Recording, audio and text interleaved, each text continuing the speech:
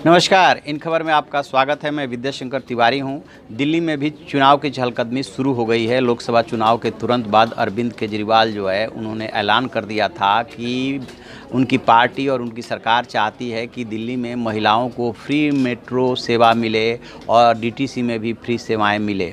इसके लिए उन्होंने अखबार में इश्तिहार भी जारी कर दिया और लोगों का सुझाव भी मांग लिया कि 3 महीने में हम इसको लागू करना चाहते हैं।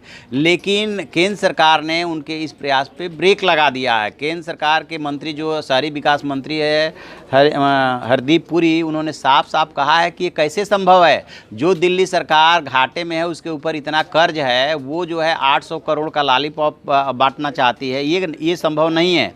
आपको बता दें कि मेट्रो का कुछ इस तरह का स्ट्रक्चर है कि उसमें दिल्ली सरकार और केंद्र सरकार का 50-50 का शेयर है और कोई भी डिसीजन लेने से पहले दिल्ली सरकार को केंद्र सरकार की हरी झंडी लेनी होती है।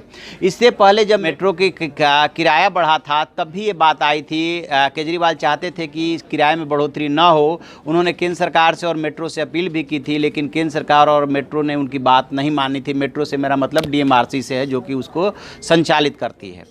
बात नहीं मानी। केजरीवाल जो है हाथ मलते रह गए क्योंकि उन्हें उसमें वोट दिख रहा था।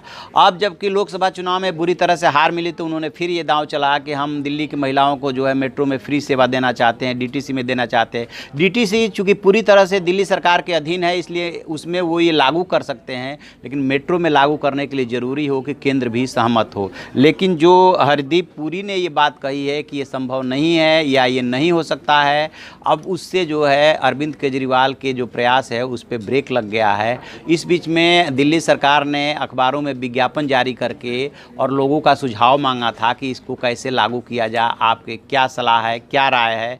आप देखते हैं कि दिल्ली सरकार इस पे क्या कहती है। हालांकि उनके मंत्री का कैलाश गहलोत का इस पे बयान आया है कि दिल्ली सरकार देना चाहती है, इसमें केंद्र को क्या दिक्कत हो सकती है, लेकिन केंद्र को दिक्कत है क्योंकि वो नहीं चाहती है कि केजरीवाल वोट की फसल काटें।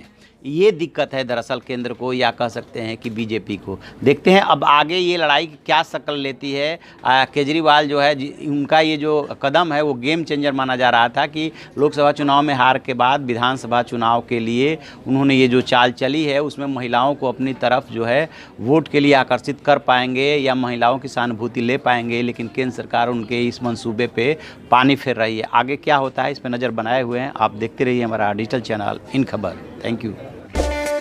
इन खबर चैनल को सब्सक्राइब करें और बेल आइकन दबाना ना भूलें।